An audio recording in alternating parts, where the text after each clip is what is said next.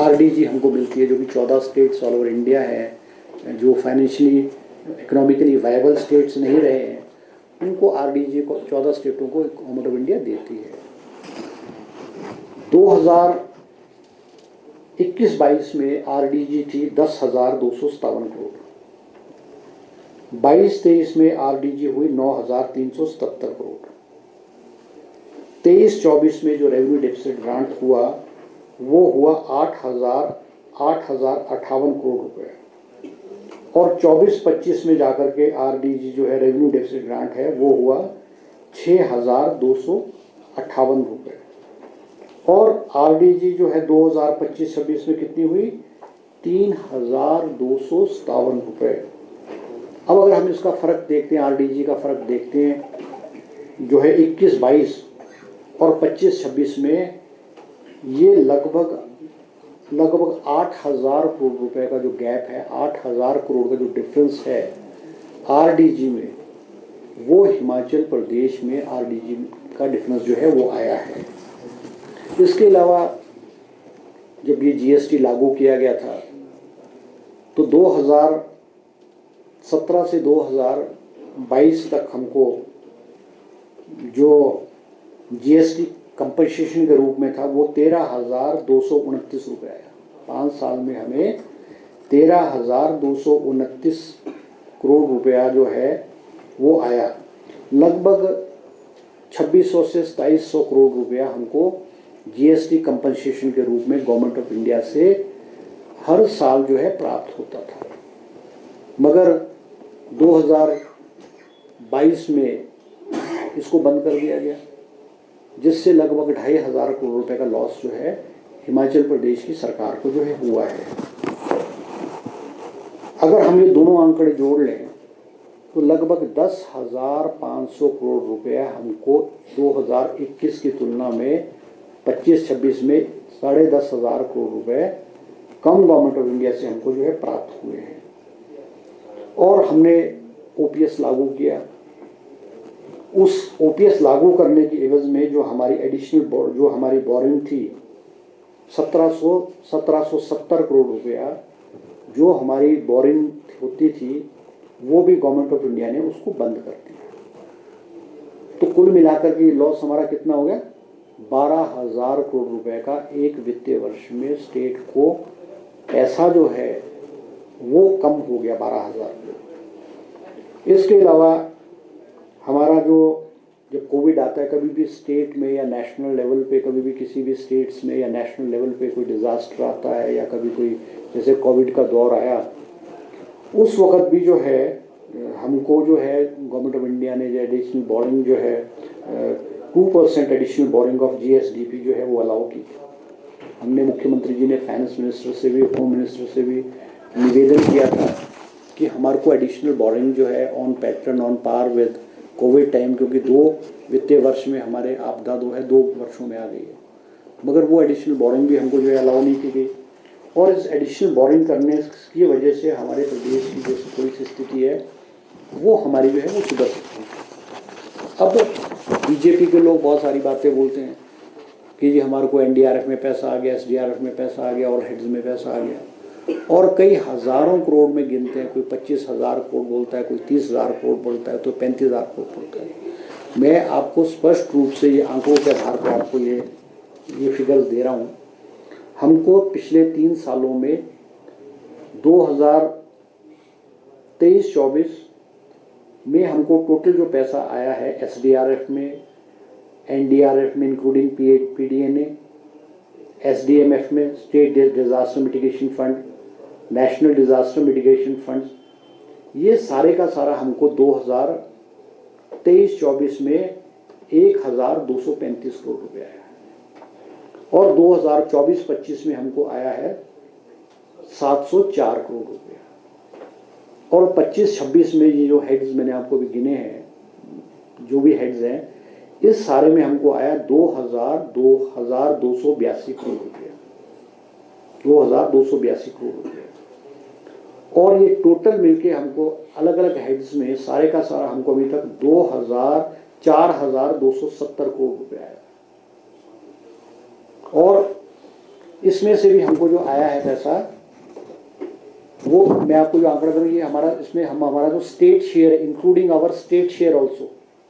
ये मैं आपको स्टेट शेयर, अगर हम स्टेट शेयर को बाहर निकाल दें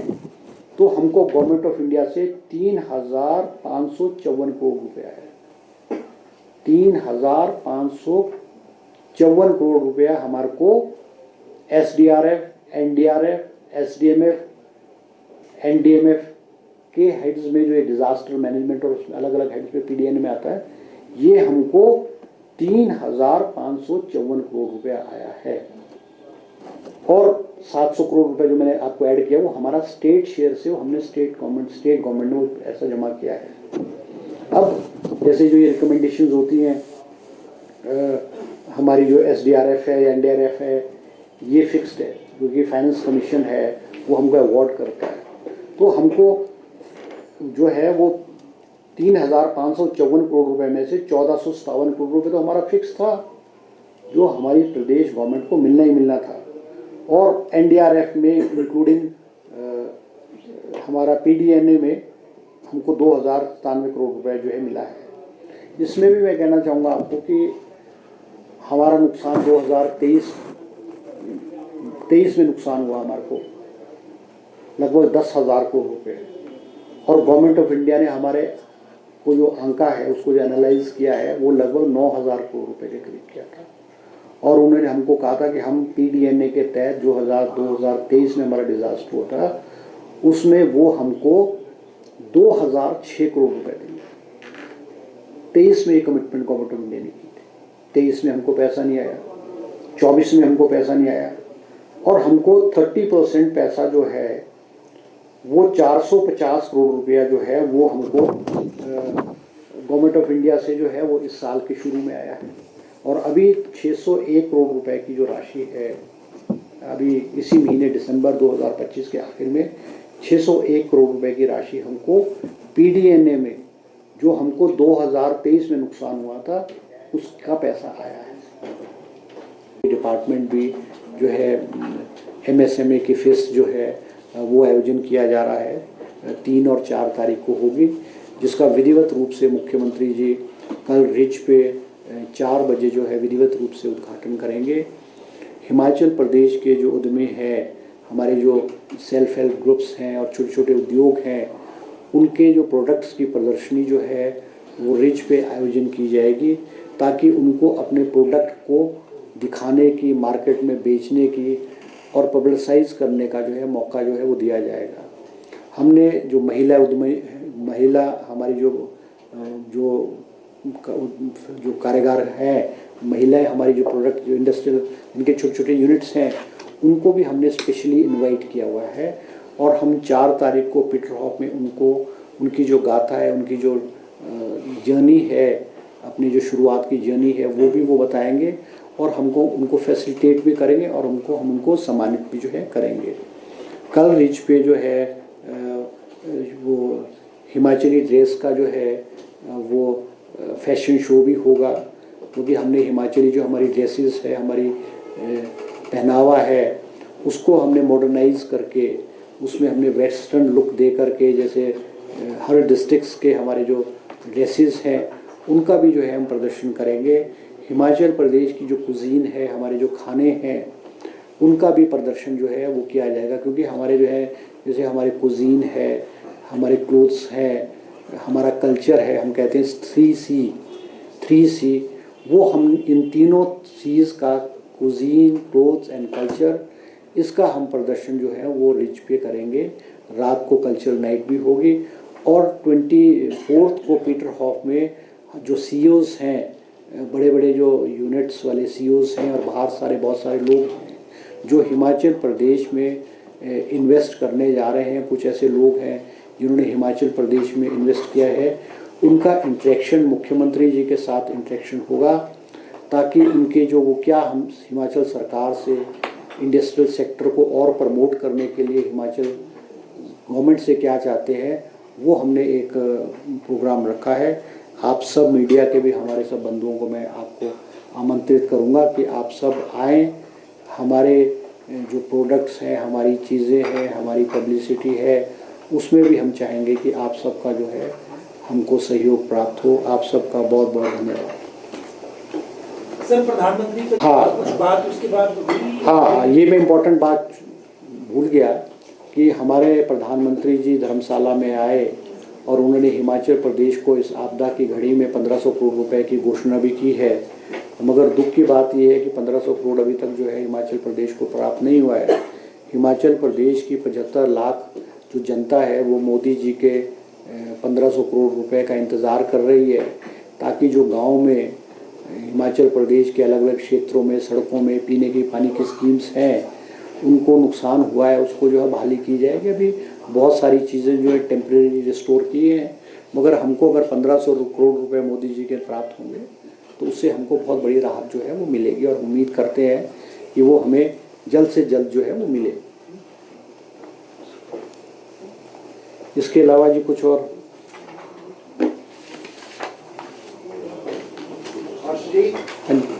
ये जो आप बराबर हिमाचल सरकार के साथ सौतेला व्यवहार करने का आरोप केंद्र पर लगा रहे हैं, लेकिन केंद्र की तरफ से कहा जाता है कि जब भी हिमाचल के मुख्यमंत्रियों और उनको बुलाया जाता है आर्थिक सारे मामलों से लेकर, तो वहाँ पर अनुपस्थित रहते हैं। वहाँ मुद्दा क्या ये नहीं उठाया जाता? और आपको क्यों लगता है कि सौतेला व्यवहार ये जो देश की आर्थिक सुधारों की नीति है और नीति आयोग के जो पैमाने हैं? देखो, ऐसा है कि मुख्यमंत्री जी हिमाचल केंद्र सरकार, प्रधानमंत्री, रक्षा मंत्री, finance minister, chairman of the finance commission, बहुत बार उनसे मिले हैं और मुख्यमंत्री जी ने बहुत कोशिश की है, प्रयास किया है ये सारी चीज़ों को कि स्ट्रीमलाइन हो और हिमाचल प्रदेश को जो फंडिंग है, जो हमें फंडिंग पहले मिलती थी, वो हमारे को फंडिंग मिलती रहे। अब मुख्यमंत्री जी मुझे नहीं लगता कभी भी प्रधानमंत्री की मीटिंग में या गृह मंत्री की मीटिंग में या फाइनेंस मिनिस्टर की मीटिंग में कभी भी अनुपस्थित नहीं हुए हैं। अगर कभी नहीं गए होंगे, हो सकता कई बार विधानसभा का सेशन है तो विधानसभा के सेशन को भी अगर नहीं छोड़ा जा सकता है, ऐसा नहीं हुआ है। और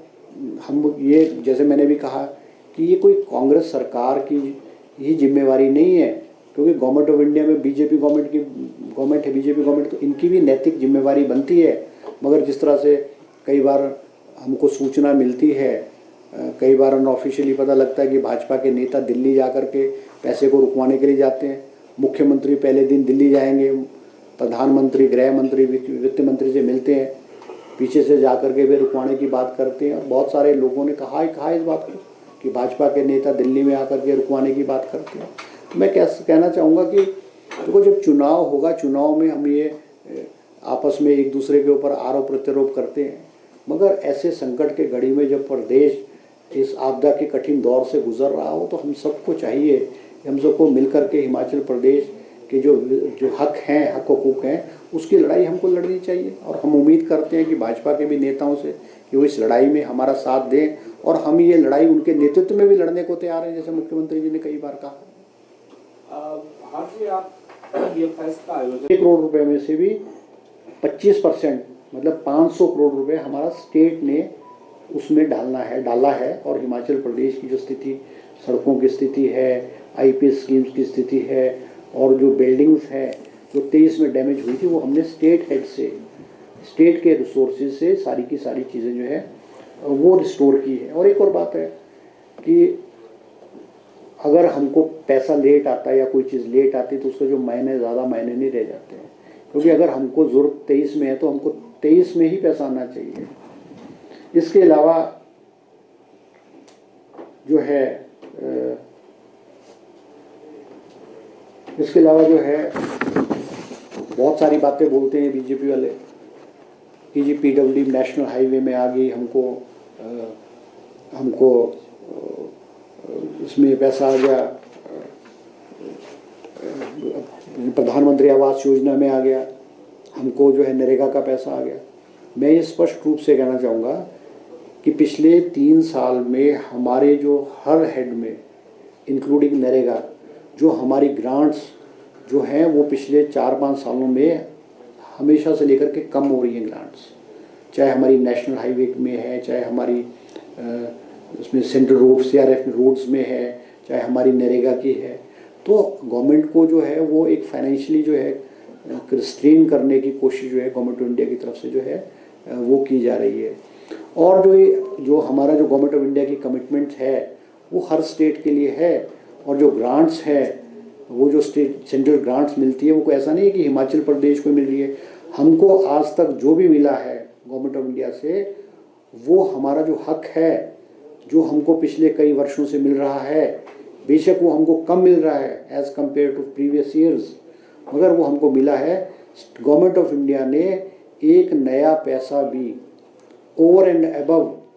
जो हमारा शेयर है उससे एक नया पैसा भी हमको ज़्यादा नहीं दिया है। हमारे नेशनल हाईवेज़ की रोड्स बहुत डैमेज हुई हैं, हमारी कुल्लू मनाली वाली जो रोड्स हैं वो बहुत डैमेज हुई हैं, मगर अभी भी उनको जो ठीक करने की रफ्तार है वो बहुत धीमी है, धीमी गति से जो है वो चल रही है। तो हम निवेदन करेंगे, जैसे मुख्यमंत्री जी ने सदन में भी कहा है, जयराम जी को भी कहा है, कि हिमाचल सरकार के हितों की रक्षा और पैरवी करने की जिम्मेवारी जहां सरकार की है वहां भारतीय जनता पार्टी और विपक्ष की भी उतनी ही जिम्मेवारी बनती है। और मुख्यमंत्री जी ने कई बार कहा है कि हम जयराम जी के नेतृत्व में केंद्र सरकार के पास, प्रधानमंत्री नरेंद्र मोदी जी के पास, माननीय गृह मंत्री अमित शाह जी के पास, हम हिमाचल प्रदेश का मंत्रिमंडल इंक्लूडिंग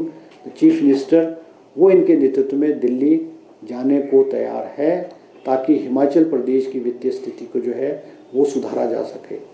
हिमाचल प्रदेश के मुख्यमंत्री सुखविंदर सिंह सुक्खू जी ने इन विपरीत परिस्थितियों के बावजूद भी हिमाचल प्रदेश की जो विकास की गति है उसको धीमी नहीं होने दी है। और सबसे बड़ी बात है कि हमने अपने संसाधन जुटाने का भी प्रयास किया है, और जो मुख्यमंत्री कहते हैं कि हिमाचल प्रदेश को जो है वो आत्मनिर्भर जो है, हिमाचल प्रदेश को जो है आत्मनिर्भर बनाया जाएगा। और ये जो हम जो कह रहे हैं आत्मनिर्भर बनाने वाली बात कह रहे हैं, ये हम ऐसे ही नहीं कह रहे हैं। अब अगर हम in terms of resource mobilisation है, in terms of resource mobilisation अगर हम रिसोर्स मोबिलाइजेशन की भी बात करें, तो मैं आंकड़ों के आधार पर कह रहा हूँ ये बात कि बीजेपी की सरकार ने 2017 से 2022 तक जो स्टेट्स में रिसोर्स मोबिलाइजेशन या रिसोर्स इकट्ठे करने की जो काम किया था उसमें इन्होंने 55,564 रुपये इकट्ठे किए थे। स्टेट्स के रिसोर्स मोबिलाइज करके 55,564 रुपये इकट्ठे किए थे। और हमारी सरकार और मुख्यमंत्री के नेतृत्व में हमने 3 सालों के अंदर अभी तक जो अपनी आय अर्जित की है वो लगभग 50,000 करोड़ रुपए की, 50,000 करोड़, ताकि हिमाचल प्रदेश जो है वो आत्मनिर्भर हो। और हिमाचल प्रदेश में रिसोर्सेज, चाहे वो एक्साइज है, चाहे हमारे इंडस्ट्री है, चाहे पावर सेक्टर है, चाहे टूरिज्म सेक्टर है, चाहे रियल एस्टेट सेक्टर है, इन सब में रिसोर्स मोबिलाइजेशन करने की कोशिश और प्रयास जो है हमारी सरकार ने जो है बहुत तेज़ी से जो है की है। और मैं आपके माध्यम से हिमाचल प्रदेश की जनता को भी बताना चाहूँगा कि आने वाले समय में हिमाचल प्रदेश जो है आत्मनिर्भर होगा। हिमाचल प्रदेश में जो विकास की गति है वो और तेज़ होगी, इसको धीमी करने नहीं जाएगी, in spite of the fact कि अगर हमको गवर्नमेंट ऑफ इंडिया से भी रिसोर्सेज नहीं आएंगे या रिसोर्सेज कम आएंगे तो भी हिमाचल प्रदेश को आगे जो है वो ले जाने का प्रयास मुख्यमंत्री जी के नेतृत्व में किया जाएगा। ये मेरी आप तय क्या किया है, हासिल क्या होगा इससे एमएसएमई सेक्टर में? और ये तो एक उत्सव की तरह लग रहा है, मेले की तरह नहीं, तो लेकिन जो भारत सरकार की जो नीतियां है, जो इंडस्ट्री चलती है, तो स्मॉल इंडस्ट्री तो सारी जो है हाशिए पर है, वो कैसे यहाँ पर सुधार होगा? नहीं, देखो हमारा जो इसमें एमएसएमई फेस्ट में जो हमारा मकसद है वो एक मकसद ये भी है कि जैसे हमारे ज़िले के जो प्रोडक्ट्स हैं, जैसे हमारा एक थीम है 1 डिस्ट्रिक्ट 1 प्रोडक्ट, हम हर ज़िले के जो प्रोडक्ट हैं उसको मार्केट में लाएं, उसकी पब्लिसिटी करें, उसकी मार्केटिंग करें। अब इंडस्ट्री डजंट मीन कि भी बड़े बड़े जो उद्योग हैं वही इंडस्ट्री है, वही नहीं है, मगर जो छोटे छोटे हमारे उद्यमी हैं, छोटे छोटे जो हमारे ग्रामीण क्षेत्रों में छोटे छोटे प्रोडक्ट्स हैं बना रहे हैं, उनके भी प्रोडक्ट को हमको बेचना है, उनके प्रोडक्ट को भी हमने पब्लिसाइज करना है। अब हम हिमाचली जो उद्योग छोटे छोटे उद्योग हैं स्मॉल स्केल वाले उनको बुला रहे हैं, और हम जो बड़े हाउसेज आएंगे उनको हम वे फोर्स करेंगे, हम उनको कहेंगे कि हमारे जो लोकल प्रोडक्ट्स हैं उनको आप परचेज़ करें। अब हमने जैसे हमारे इंक्यूबेशन सेंटर्स हैं, हमारे स्टार्टअप्स हैं, बहुत सारे स्टार्टअप्स हैं, बहुत सारी यूनिवर्सिटीज़ में, बहुत सारे इंस्टीट्यूशन में, IIT मंडी में, IIM सिरमौर में हमारे जो है स्टार्टअप्स प्रोडक्ट्स हैं, इंक्यूबेशन सेंटर्स हैं। बहुत सारे बच्चों ने, बहुत सारे नौजवानों ने जो वो बनाना चाहते हैं उस प्रोडक्ट्स को हम बनाने में शेप देते हैं, और बहुत सारे प्रोडक्ट्स उनके जो हैं जो उन्होंने सोचा है लॉन्च हुए हैं। हमारे जैसे ऑर्गेनिक प्रोडक्ट्स हैं, ऑर्गेनिक सोप्स हैं, ऑर्गेनिक चीज़ें हैं, ये सारी की सारी आप जो है अगर कल आप माल रोड पे आओगे, रिच पे आओगे, आपको बहुत सारे product round about 100 more than 100 stalls होंगे जहाँ पे हमारे लोकल प्रोडक्ट्स और ये चीज़ें आपको दिखने को मिलेंगी। और हमारा मकसद उनकी मार्केटिंग करना है। अब हमारे जो हम हैंडलूम एंड हैंडलूम कॉरपोरेशन में हमारे जो प्रोडक्ट्स हैं, जैसे हमारे मफलर्स हैं, हमारी शॉल्स हैं, हमारी टोपी है, इनको हम मॉडर्नाइज कर रहे हैं। अब जो हमारे मफलर्स हैं वो हमारे इतने चौड़े नहीं होते, इतने बड़े नहीं होते, मगर यूरोप और अमेरिका में जो ये चीज़ें हैं वो बड़े साइज़ की होती हैं। तो हम इन सबको गाइड करके, ताकि इनके प्रोडक्ट जो है नेशनल और इंटरनेशनल लेवल के इनके प्रोडक्ट्स बन, तो हम ये सारे का सारा हम काम करते हैं। अब जो आप इंडस्ट्रीज़ की बात कर रहे हैं कि हमने इंडस्ट्री हाउसेस को इसीलिए बुलाया है कि उनकी क्या डिमांड्स हैं, उनको हिमाचल सरकार से क्या एक्सपेक्टेशन है, ताकि हिमाचल सरकार उन एक्सपेक्टेशंस को पूरा करे। इसलिए मुख्यमंत्री के साथ उनका हमने इंटरेक्शन अराउंड अबाउट 100 के करीब CEOs जो है वो आएंगे, उनका इंटरेक्शन हमने मुख्यमंत्री के साथ रखा है। तो सर नया कितना निवेश 3 सालों में हिमाचल में आया है, क्योंकि बीजेपी ये भी आरोप लगा रही है कि उद्योग यहाँ से पलायन कर रहे हैं। नहीं, हिमाचल प्रदेश में देखो अभी तक लगभग 15,000 करोड़ रुपए के जो इन्वेस्टमेंट हिमाचल प्रदेश में आई है, और हमने कोई राउंड अबाउट 155 MOU साइन करके उसमें से मोर देन 50 इंडस्ट्रीज यूनिट चालू भी हो चुके हैं, और आने वाले समय में बाकी भी शुरू हो जाएंगे। अभी हमारा बल ड्रग पार्क है और मेडिसिनल डिवाइस पार्क है, जिसमें हमारी 20 से 25 हज़ार करोड़ रुपए की इन्वेस्टमेंट होगी, और ये दोनों के दोनों प्रोजेक्ट्स हैं ये हमारे स्टार्ट हो चुके हैं, और आने वाले 1 साल में ये कंप्लीट होकर के इन दोनों जो प्रोजेक्ट्स में जो है हमारी इन्वेस्टमेंट आएगी, 25 से 30 हज़ार करोड़ की इन्वेस्टमेंट आएगी। तो हिमाचल प्रदेश में इन्वेस्टमेंट आ रही है। अब ये जो आपका ये कहना है कि वे फैक्ट्रीज बंद हो रही है, फैक्ट्रीज बंद होना एक नॉर्मल प्रोसेस है। किसी की टेक्नोलॉजी अगर आउटडेटेड हो जाती है, या उसको फाइनेंशियल प्रॉब्लम्स हो जाती है, उसका प्रोडक्ट बिकता नहीं है, तो वो फैक्ट्री तो ऑटोमेटिकली बंद होनी है। अब आप फार्मा यूनिट में हिमाचल प्रदेश में 650 फार्मा यूनिट है, मगर गवर्नमेंट ऑफ इंडिया ने जो सेंट्रल जो इन्होंने मेजर्स लगाए हैं कि जो क्वालिटी कंट्रोल को देखने के लिए कि वो मेडिसिन्स की क्वालिटी मेंटेन रहे, उसके लिए इन्होंने गाइडलाइंस गवर्नमेंट ऑफ इंडिया ने की, और इन्होंने गवर्नमेंट ऑफ इंडिया ने इन फार्मास्यूटिकल यूनिट्स को कहा है कि आप अपने आप को अपडेट करो, अपनी टेक्नोलॉजी को अपडेट करो। अगर वो नहीं करेंगे तो वो ऑटोमेटिकली यूनिट्स बंद होंगे, गवर्नमेंट ऑफ इंडिया की टेक्नोलॉजी के मुताबिक गवर्नमेंट जो यूनिट्स बंद हो जाएंगे। तो गवर्नमेंट का ये जो यूनिट्स बंद होना एक नॉर्मल प्रक्रिया है, पिछले समय में भी बंद होती रही है, अभी भी जो इस समय में भी कभी कभी बंद हो जाते हैं।